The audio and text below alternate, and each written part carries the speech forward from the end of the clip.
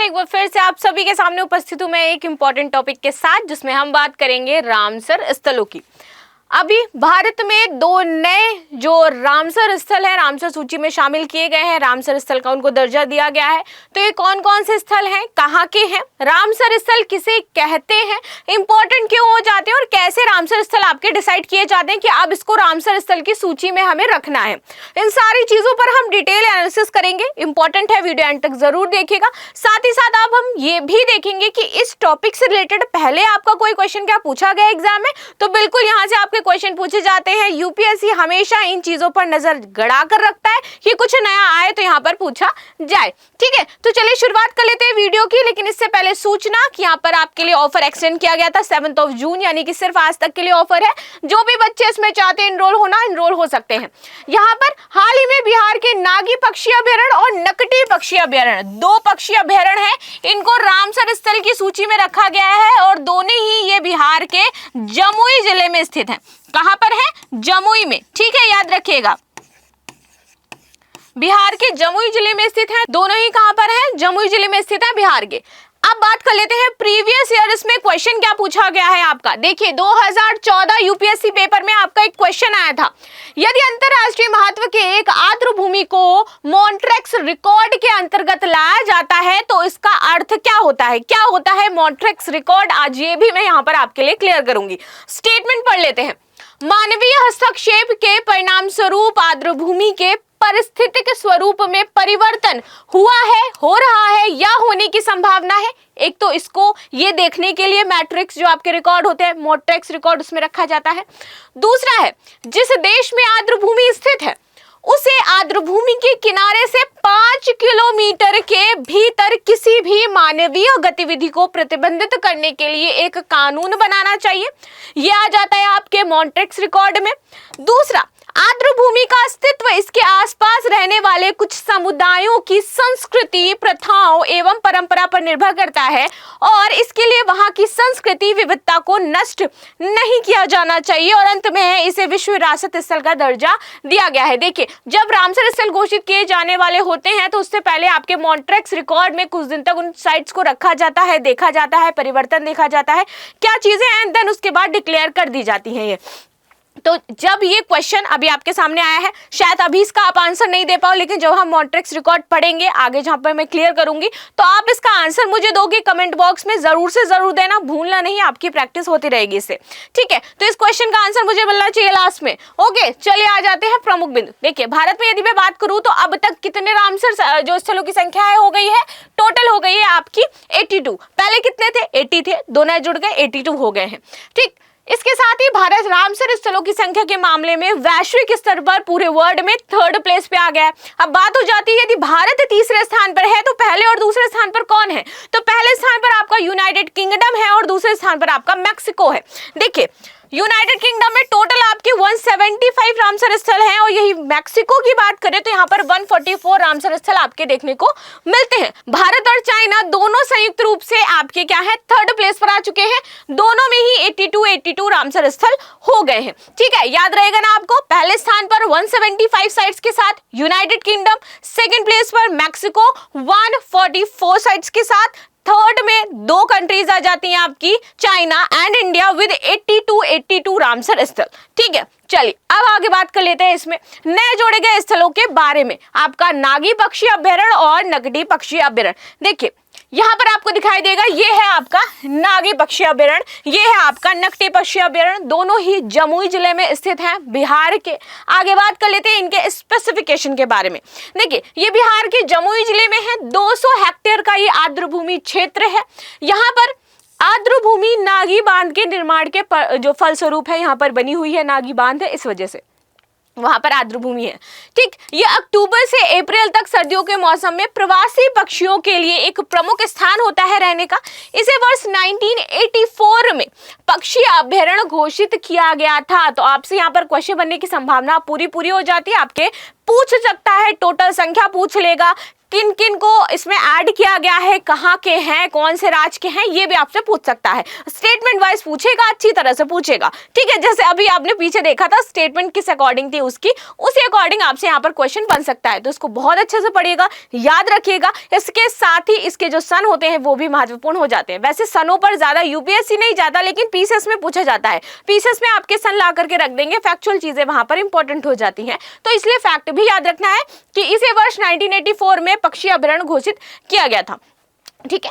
इसे bird life international द्वारा महत्वपूर्ण पक्षी केंद्र के रूप में भी नामित किया गया है। अब यहीं से जहां पर आपका ये है नागी पक्षी अभयारण्य, इसी के 5 किलोमीटर दूर आपका आ जाता है नकटी पक्षी अभयारण्य, और जमुई जिले में है ये भी। यहाँ पर ये पक्षियों और तितलियों की एक बड़ी संख्या पाई जाती है। पक्षी भी है और साथ ही साथ यहाँ पर तितलियां भी पाई जाती हैं। अब क्या होते हैं रामसर स्थल, बेसिकली जो हम बार बार रामसर कह रहे हैं। रामसर अगर आपको सच में देखना है तो रामसर एक जगह है जो आपके ईरान में पाई जाती है। आप एक YouTube चैनल सर्च करना जा करके, और YouTube वहां पर एक वो लेडी का YouTube है जो बेसिकली उसी रामसर जगह में रहती है, और बहुत हरी भरी जगह है वो। और वो बेसिकली वहाँ पर अपना डेली रूटीन क्या होता है विलेज का, क्योंकि एक विलेज है ये, रामसर विलेज है, तो वहाँ का डेली रूटीन क्या है, खाना कैसे बनाती हैं, कैसे रहती हैं, वो सारी चीज़ें अपलोड करती हैं। और वो प्लेस वाकई बहुत सुंदर है, ठीक। पूरी हर जगह पर आपको ग्रीनरी देखने को मिलेगी, पूरा नेचुरल व्यू है वो आपको देखने को मिलेगा। तो और वहाँ के जो लोग हैं ऑब्वियसली, क्योंकि वहाँ पर इतनी ग्रीनरी है, इतना अच्छा इन्वायरमेंट है, वहाँ के लोग भी बहुत सुंदर है। इसी वजह से आप देखोगे कि हमारा जो ज्योग्राफिकल एस्पेक्ट्स होता है, हमारे नेचर, हमारे बिहेवियर, हमारे स्ट्रक्चर, हर एक चीज़ को डिसाइड करता है, हमारे खान पान को भी डिसाइड करता है। इसी वजह से मैंने बोला क्योंकि वहाँ पर ग्रीनरी अच्छी है, वहाँ का नेचर बहुत अच्छा है, इसलिए लोग वहाँ पर बहुत आपको शांत मिलेंगे, कूल मिलेंगे और सुंदर मिलेंगे, ठीक है। तो वहाँ पे बहुत सुंदर सुंदर लोग हैं भाई। चलिए आगे बात कर लेते हैं। इसे रामसर क्या होती है, बेसिकली जो स्थल है ये रामसर एक आर्द्र भूमि होता है।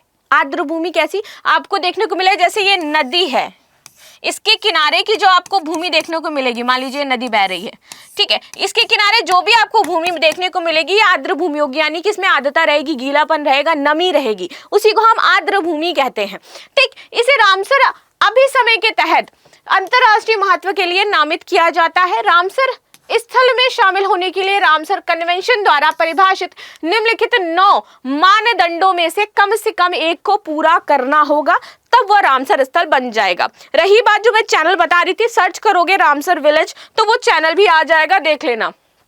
सबसे पहले यहाँ पर क्या बिंदु है उसको देख लेते हैं। सबसे पहला बिंदु है कि उपयुक्त जैव भौगोलिक क्षेत्र में पाई जाने वाली प्राकृतिक आर्द्र भूमि प्रकार का प्रतिनिधि दुर्लभ व अद्वितीय उदाहरण मौजूद हो, उससे रिलेटेड कोई बहुत ही स्पेसिफिक चीज हो, इंपॉर्टेंट चीज हो। दूसरा कह रहा है वह कमजोर, लुप्तप्राय या गंभीर रूप से लुप्तप्राय प्रजातियों या संकटग्रस्त पारिस्थितिकी समुदायों का भरण पोषण करती हो, ठीक है। वो जो भूमि वहां पर है कि वहां पर लुप्तप्राय जीव आते हैं, वहां पर संकटग्रस्त जीव आते हैं, उनके रहने की एकमात्र जगह वही है जो उसका भरण पोषण कर रही है, तो उसको आर्द्र भूमि स्थल का दर्जा दिया जा सकता है।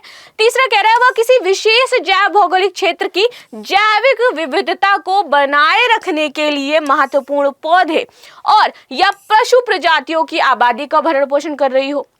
कोई ऐसे स्पेसिफिक पौधे हैं या फिर पशु आबादी है जो वहाँ पर रह रही है, उस पर निर्भर है, उसके लिए विशेष भौगोलिक स्थिति चाहिए होती है यहाँ पर रहने के लिए। मान लीजिए उसको ठंडा प्रदेश चाहिए, फ्रेश वाटर चाहिए, या फिर उसको इस तरीके के पेड़ चाहिए जहाँ पर वो रह सकते हैं, यानी स्पेसिफिकेशन कोई चीज़ यहाँ पर बताई जा रही है, पौधे और पशु, तो ये हो सकता है वह पौधे या पशु प्रजातियों को अनेक जीवन चक्र के महत्वपूर्ण चरण में सहारा दे रही हो, कि सिर्फ अभी नहीं, सदियों से, काफी लंबे समय से, अनेक जीवन चक्रों तक वो सहारा दे रही है या प्रतिकूल परिस्थितियों के दौरान शरण प्रदान करती है, रह सकती है।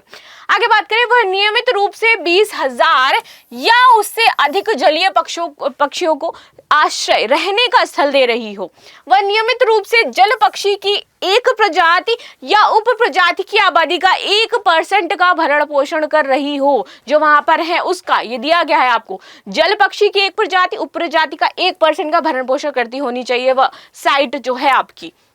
दूसरा, वह देशी मछली प्रजातियों के अंतःक्रियाओं या आबादी में महत्वपूर्ण भूमिका निभा रही हो, उसके अनुपात का समर्थन कर रही हो। वह मछलियों के लिए भोजन का एक महत्वपूर्ण स्रोत प्रजनन स्थल, नर्सरी या प्रवास पथ, जिस प्रकार आर्द्रभूमि के भीतर अन्यत्र मछली स्टॉक निर्भर करती है, तो इस तरीके से होना चाहिए। या फिर लास्ट में कह रहा है वह आर्द्रभूमि पर निर्भर गैर पक्षी जो पशु प्रजातियां हैं, इसमें एक प्रजाति या उप प्रजाति की आबादी के 1% को नियमित रूप से आश्रय दे रही हो, तब इन 9 मापदंडों में से कोई भी एक मापदंड यदि वो आर्द्रभूमि पूरा कर रही है तो उसको रामसर स्थल में शामिल कर लिया जाएगा। ठीक है, चलिए आगे देख लेते हैं। अब इसमें यहाँ पर ये देखिए बताया गया है क्राइटेरिया आपके 9 के 9 कि ये क्राइटेरिया होनी चाहिए। अगर वो साइट ये क्राइटेरिया फिल कर रही है देन क्या है, उसको आर्द्रभूमि रामसर स्थल, उस आर्द्रभूमि को रामसर स्थल का दर्जा मिल जाएगा। अब क्या है रामसर अभिसमय, जिसकी अभी हमने चर्चा की। देखिए यह वैश्विक आर्द्रभूमियों के संरक्षण के लिए एक अंतर्राष्ट्रीय समझौता है। 2 फरवरी 1971 को कैस्पियन सागर के तट पर स्थित रामसर ईरान में हुए एक सम्मेलन में इसको अपनाया गया था। ठीक है, ईरान में एक जगह है रामसर, उसी की मैंने बात करी और इसी के नाम पर यह रामसर स्थल नाम रखा गया है। भारत ने इसको कब अपनाया, भारत इसमें कब इन्वॉल्व हुआ, तो 1 फरवरी 1982 को भारत इसको अपना लेता है और इसके तहत यहाँ पर जो बहुत सारी साइटें हैं इस रामसर स्थल में शामिल हो जाती हैं। अब आ जाता है हमारा मॉन्ट्रेक्स रिकॉर्ड, जिसके लिए क्वेश्चन पूछा गया था 2014 में आपका। अब इसको आप ध्यान से देखोगे और आंसर कर पाओगे इसका। देखिए मॉन्ट्रेक्स रिकॉर्ड उन आर्द्रभूमि स्थलों की सूची है जो अंतरराष्ट्रीय महत्व के तथा जिनकी पारिस्थितिकी में परिवर्तन हुए हैं। 2 इंपॉर्टेंट चीजें, अंतरराष्ट्रीय महत्व के और जिनकी पारिस्थितिकी में परिवर्तन हुए हैं या हो रहे हैं, इनको क्या करती है, मॉनिटर करती है। तकनीकी विकास, प्रदूषण या अन्य मानव हस्तक्षेप के परिणाम स्वरूप परिवर्तन होने की संभावना है, इनको ये मॉनिटर करेगी इन बेसिस पर जो यहाँ पर मैंने आपको बताए। अब यह रामसर सूची के भाग के रूप में शामिल है। यह रामसर सूची क्या है, एक क्या है, भाग है, इस भाग के रूप में शामिल है। भारत की लोकतक झील और कैला देवी राष्ट्रीय उद्यान तट ये आपके मॉन्ट्रेक्स रिकॉर्ड में शामिल हैं। एक को और शामिल किया गया था जिसको 2002 में उस सूची से बाहर कर दिया गया, वो है आपका उड़ीसा की चिल्का झील, जिसको 1993 में इस सूची में रखा गया था मॉनिटरिंग के लिए और 2002 में इसे रिकॉर्ड से हटा दिया गया। ठीक है, आगे बात कर लेते हैं कि क्या है ये आपकी आर्द्रभूमि। ये आपको दिखाई दे रहा है ना, यहाँ पर ये पानी दिखाई दे रहा होगा, थोड़ा थोड़ा ये पानी रहता है, ये भूमि पानी पानी। तो इस तरीके से जो आपकी भूमि है इसको हम आर्द्रभूमि का दर्जा देते हैं। जल से समृद्ध भूभाग को आर्द्रभूमि की संज्ञा प्रदान की जाती है। जल से समृद्ध होता है, किनारे किनारे आपको जो देखने को मिलेगा वो भी। रामसर अभिसमय के अनुसार कोई भी महत्वपूर्ण क्षेत्र जहाँ वर्ष में लगभग 8 माह जल भराव की स्थिति होती है वह क्षेत्र आर्द्रभूमि होता है। ठीक है, ये क्षेत्र जैव विविधता से संपन्न होते हैं। भारत में मैंग्रोव, दलदल, नदियां, झीलें, डेल्टा, बाढ़ के मैदान और बाढ़ के जंगल सहित 19 वर्गों में इनको विभाजित किया गया है। दलदल भी इसका एक स्वरूप है क्योंकि उसमें नमी है, पानी है उसमें, तभी तो बंदर घुसते चले जाते हैं। ठीक है, मैंग्रोव, नदियां, झीलें, डेल्टा ये सब क्या है, इसे 19 वर्गों में विभाजित है। इसको आर्द्रभूमि का दर्जा हम देते हैं। आगे बात करें आर्द्रभूमि के विभिन्न प्रकार क्या क्या हैं। देखिए आर्द्रभूमि कई रूपों में होती है, नदियों में हो सकती है, दलदल में, मैंग्रोव में, कीचड़ में हो सकती है, तालाब में हो सकती है, फिर बिलबोग में हो सकती है, लैंगून में हो सकती है, झीलें और बाढ़ के मैदान इसमें शामिल हो जाते हैं। अधिकांश बड़े आर्द्रभूमि क्षेत्र में अक्सर विभिन्न प्रकार के मीठे पानी की प्रणालियों का संयोजन भी शामिल होता है। और जैसे मैंने बोला कि किसी को रहने के लिए कुछ स्पेसिफिक टेम्परेचर, स्पेसिफिक वाटर चाहिए किसी प्रजाति को, तो फ्रेश वाटर में यदि कोई मछली, रेप्टाइल रह रहा है तो वो उसमें रहेगा, और यदि वो उसका घराना वही है तो उसको फिर आर्द्रभूमि स्तर में शामिल कर दिया जाएगा, क्योंकि ये इसी वाटर के सहारे जीवित है, रह रही है, वो प्रजाति वहां पर सस्टेन कर रही है। तो यहाँ पर एक मापदंड पूरा हो जाता है। ठीक है, यही इसका यहाँ पर जो आपके दिए गए थे ना कि इनमें से कोई भी एक क्राइटेरिया पूरा कर रहा हो तो वो इस तरीके से कैटेगराइज होता है। चलिए, विश्व आर्द्रभूमि दिवस हम कब मनाते हैं? 2 फेब को, एवरी ईयर 2 फरवरी को हम विश्व आर्द्रता दिवस मनाते हैं।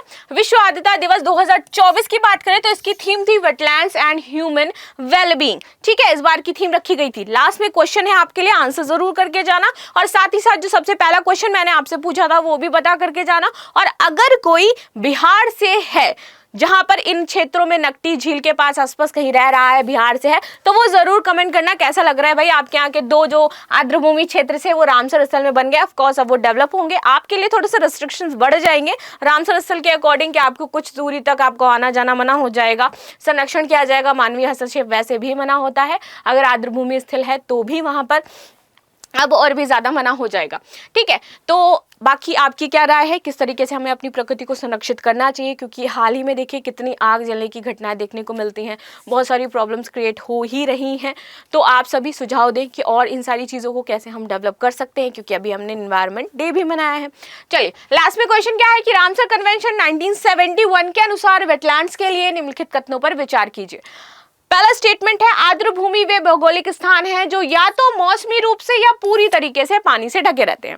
दूसरा है रामसर कन्वेंशन के अंतर्गत केवल प्राकृतिक आर्द्रभूमियों पर ही विचार किया जाता है।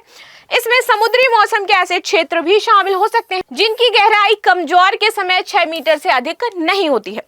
पूछ रहा है इसमें से कितने कथन आपके सही हैं, केवल एक, केवल दो, सभी तीन, कोई भी नहीं। आंसर जरूर देना मुझे सभी के सभी। और बिहार से अगर कोई भी स्टूडेंट देख रहा है तो बिना कमेंट के अगर गया कि हाँ मैं इसके आसपास रहा हूं तो मैं उसको बताऊंगी। चलो ठीक है, लास्ट में कर लेते हैं।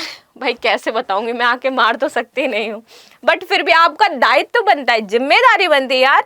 बिहार के जो लोग होते हैं वो बहुत प्राउड फील करते हैं अपनी हर एक चीजों पर, तो आपको प्राउड फील करना चाहिए। I am not Bihari but I see कि so many Bihari peoples are very proud, और उनको अपने कल्चर पर प्राउड करना चाहिए क्योंकि उनका कल्चर बहुत रिच है। हिस्ट्री की अगर हम बात करते हैं, एंशिएंट हम बिहार से ही शुरू करते हैं। बिहार अपने कल्चर के लिए जाना जाता है। ठीक है, तो जरूर बताना भाई कहाँ से हो आप लोग। ठीक, लास्ट में मैं यही कहूँगी, thank you so much. Class को शेयर जरूर कर देना, लाइक जरूर कर देना। मिलते हैं नेक्स्ट क्लास में, मिलते हैं नेक्स्ट टॉपिक के साथ, तब तक के लिए बाय बाय।